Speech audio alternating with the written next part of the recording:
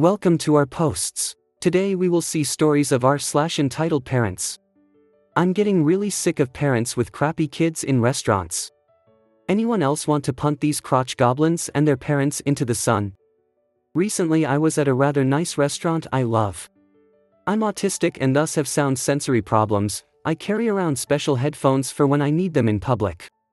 Well, I'm sitting with my family when 2 tables over a kid is watching some annoying kids show, tons of screaming, annoying and repetitive sound effects, you know the type, with the volume all the way up. It bothered me so much I put on my headphones but could see I wasn't the only one unhappy. There were tones of couples and other families giving the kid and ited parents looks. Buy your kids some dang earbuds or something. No one wants to listen to child Minecraft YouTubers scream while in a nice and not cheap restaurant. Next story. My dad thinks Democrats want to kill him. First, a little bit of background. My dad has been biased in favor of Republicans for as long as I remember. Admitted he's voted only for Republicans since he started voting cause he never trusted Democrats. I assume he was indoctrinated by Rush Limbaugh before I was born, since he also indoctrinated me with Rush when I was a politically ignorant teenager in 2016. And before that he would always angrily rant about Obama. Typical conservative stuff so far, right? But in recent years he's gone off the deep end. Believing more and more conspiracy theories like the Earth actually being flat and Michelle Obama secretly being a man. And while I've stopped supporting Trump, my dad has doubled and tripled down on his support of the con, wearing MAGA hats in public almost every day. I should also mention a while ago I made the mistake of telling my dad I thought Biden was the lesser evil in this election. My dad was flabbergasted, going, "You think he's the lesser evil?" and treating me like an idiot because I disagree with him politically. And now we flash forward to a couple days ago. Me and my dad are in the car on the way to the grocery store, and he decides to start yelling at me about politics. He starts going off about how Democrats want to kill every single Republican. No joke, he actually believes this. When I tried to tell him he was likely believing fear-mongering propaganda, he interrupts me yelling, "And oh, it's true, they want to kill US, they want to kill US." Since appealing to reason didn't work, I tried to tell my dad there are radical elements of both sides, cause I assumed he thought some random online represents the entire Democratic Party for some reason. I told him that there's Nazis on the right, and he starts yelling again, "I know that's crap, that's crap, that's crap," just refusing to listen to me at all. I told my dad he was acting like he was in a cult and he instantly yells, "You're in a cult," because not thinking everyone to the left of Ronald Reagan and Donald Trump is going to kill me makes me a cult member, I guess. Keep in mind he's yelling all this crap at me while wearing his MAGA hat, by the way. I tell my dad I don't want to talk to him about politics, and he laughs and grabs me on my shoulder roughly. We don't talk about it for the rest of the day and I hope he won't anymore, but it makes me uncomfortable while we're at the grocery store. And he keeps treating me like I'm the dumbest mother effer in the world because I don't think Donald Trump is the greatest president in recent history and America's savior. It's at the point where I'm afraid to vote for Biden because I'm scared of what my dad would do to me. I remember back when I voted in 2020, after my dad asked me who I voted for. I was still indoctrinated back then, so I voted Trump, one of the biggest regrets of my life. I told him this and he said something like, "I already know cause I watched you." I don't know the exact wording, but it was basically that. I confronted him about it years later and he says he didn't, but I still remember what he said before. He shouldn't be allowed to do that, but I feel like he will anyway in 2024. I'm worried what he'll do if Trump loses again. I'll probably be forced to vote third party in the general election because of my fear of him.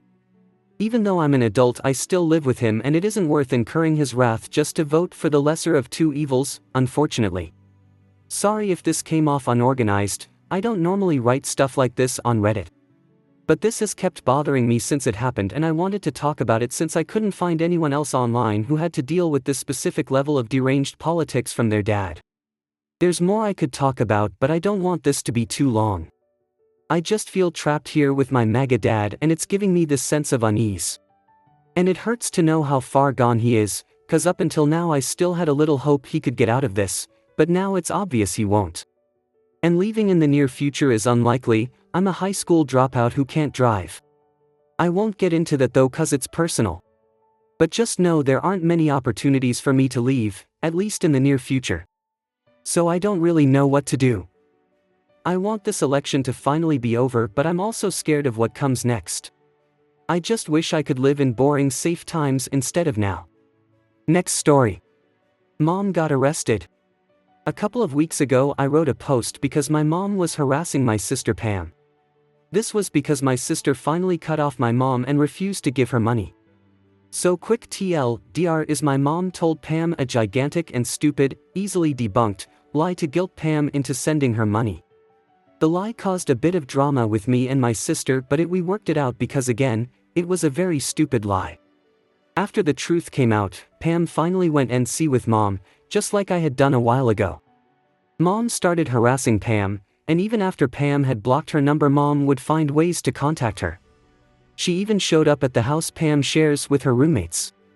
The police were absolutely useless and told Pam, and then myself, that there was nothing they could do until Mom threatened violence or became violent. The officer I talked to on the phone actually laughed when I mentioned getting a TRO. It was just a nightmare. So I took some advice from here and got Pam to change her number, and things kind of quieted down. That's when Mom started leaving letters in Pam's mailbox, just drunken ramblings, and so we called the police again, specifically after the third one. The officer they sent out was incredibly rude and told my sister, and I quote, "If I had a daughter like you, I'd also be driven to drink." Before anyone asks, yes, we put in a complaint. No, nothing happened. After that, my husband and I sat down, worked out some bills and contacted a lawyer. We don't know any personally, but I did have a coworker who got divorced last year, so I asked him for the number to the family law practice he hired. $150-ish later, I was able to send Mom an official, "quit your crap" letter. And for the past 3 days everything has been blissfully quiet. Then earlier tonight, which I guess technically is this morning, Sarah, my sister's best friend, called because Pam was too shaken up to talk. The police were at Sarah's house and my mom had been arrested. My husband and I hurried over, and by the time we got there the police had already left with Mom. Pam was still crying and having a panic attack. Sarah and Heather were trying to calm her down. I'm just so angry thinking about it. The last time I saw Pam crying like that was when she had found out she was failing biology in 9th grade. She's a perfectionist, you know. I love her to death, but she's so scared of failing. I had come over and she was just sobbing over a stack of papers and miserable, and I don't know. I told myself she'd never cry again like that, but she did, and it was because of our mom, and I didn't stop it. Because Pam was too upset to talk, Sarah told us that they had been getting ready to go out for a late movie when my mom showed up. At first Pam told her to just go home. Then Mom started screaming at her and Pam sort of froze, and that's when Heather got involved and told my mom that she was going to call the police if she didn't leave. That seemed to work at first, and from what Sarah said, Mom kind of just wandered off down the street. Pam was shaken up, but it seemed to be over. Then they heard a loud crunching sort of noise from outside, and they looked, and Mom had driven over the neighbor's mailbox, which to be honest, I didn't notice when I pulled up, but it was flattened.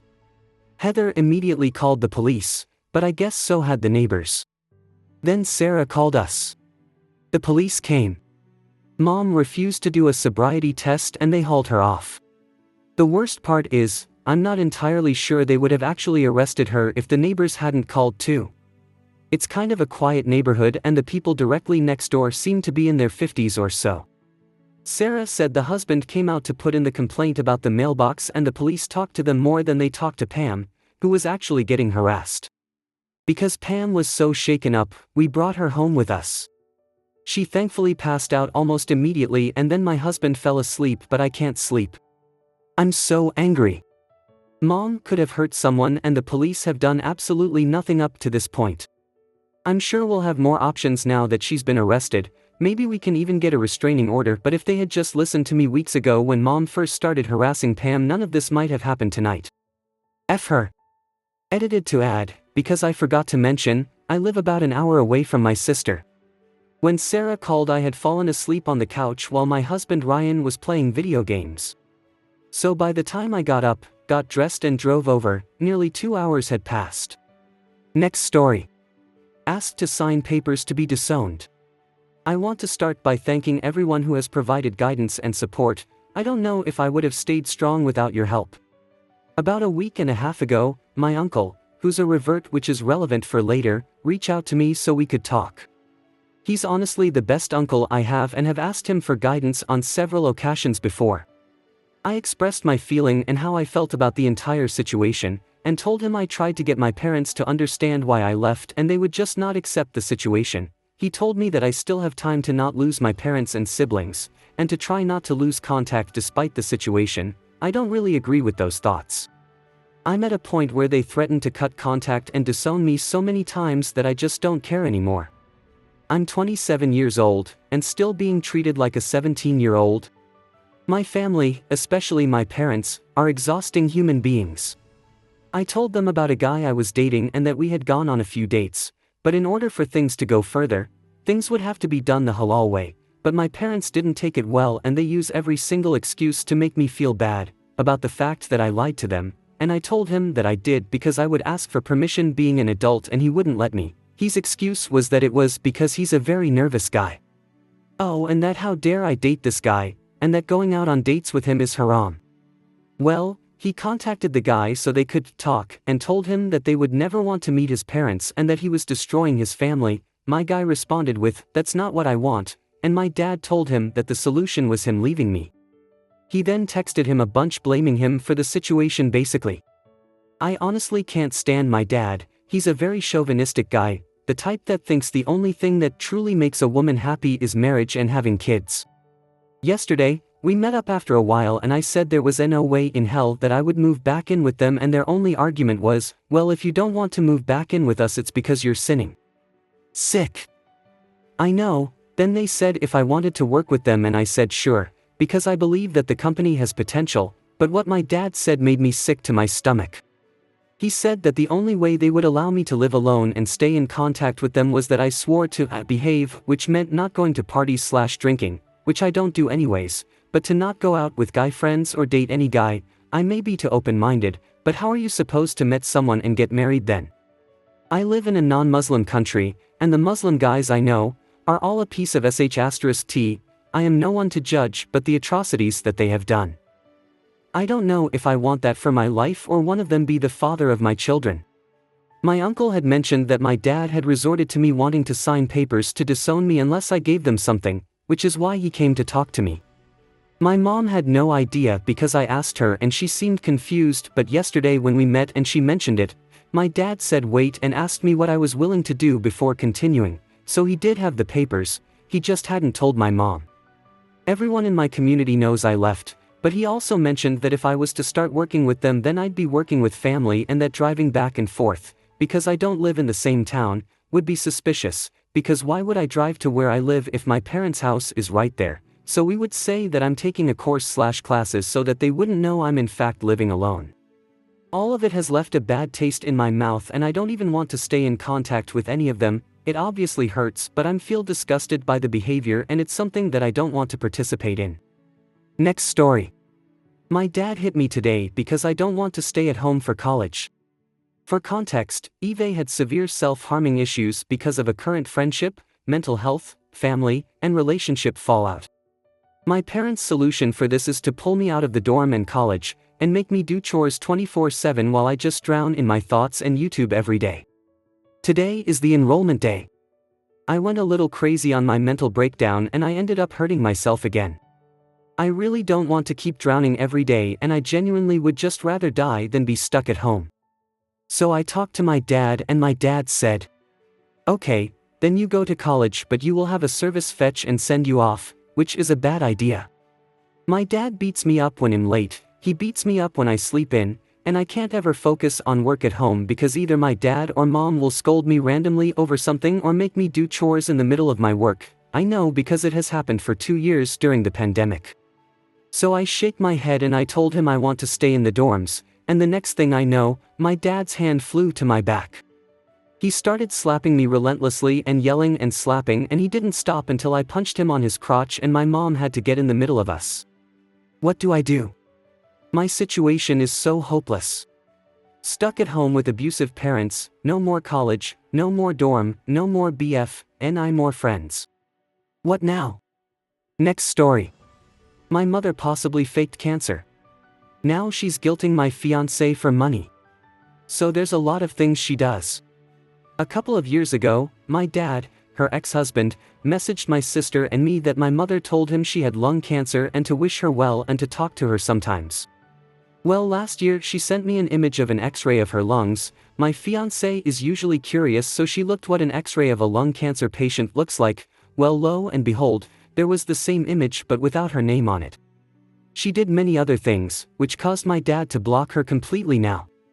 She picked a fight with me, which then caused her to get pissed that I was in a bad mood when my fiancé and I were visiting. After we went home, she asked my fiancé some things and spent the whole night asking my sister and my fiancé if she did something wrong and if she was a bad mother. My sister wasn't there at the time of what happened, but she still asked my sister what she did wrong. They told her, my sister told her what she knew. All she had to do was apologize to me, but instead, she doesn't contact me anymore, lol. The issue is that my fiancé is kind of traditional in the sense that she's still your mom, so she just catches up sometimes, which I don't really care about. But now she's guilting her about how she's so sick and how she's sorry my fiancé, has to marry someone like him, me, because I won't give her extra money now. She said if I keep buying new things, it won't end, and I won't ever have money to send to my parents. I'm just getting stuff I didn't really get in my childhood, though.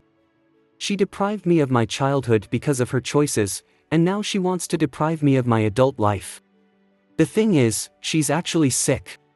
How sick she is, no one but her knows. But she lied about cancer, so it's kind of hard to have any sympathy at all. Edit, I didn't know fiancé and fiancée were different, lol. I hope you guys liked this video. If you did, make sure like, comment, share and subscribe the channel our posts.